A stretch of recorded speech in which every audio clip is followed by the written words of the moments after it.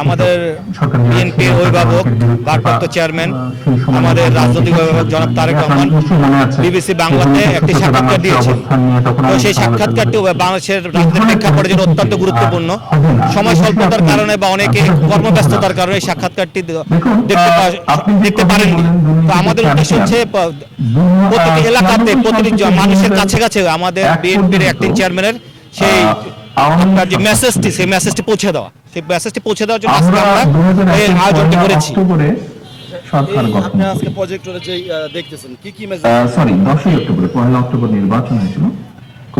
এখানে যে আমাদের সর্বপ্রথম যে মেসেজটি হচ্ছে আগামী নির্বাচন নিয়ে উনি দিক নির্দেশপূর্ণ গুরুত্বপূর্ণ মেসেজ দিয়েছেন। তারপরে এই যে দীর্ঘ 16-17টা বছর যে আমরা আন্দোলন সংগ্রাম করে লাঞ্ছিত হয়েছি, শারীরিকভাবে লাঞ্ছিত হয়েছি, জেল জুলুম খেটেছি, আমাদের পরিবার পরিজন হেনস্থার শিকার হয়েছেন, সেই জিনিসগুলো উনি তুলে ধরেছেন। তারপরে আগামী যে আমাদের রাজনৈতিক প্রেক্ষাপটটা কি হবে, রাজনৈতিক মেরুকরণটা কি হবে, সেটা উনি স্পষ্টভাবে তুলে ধরেছেন।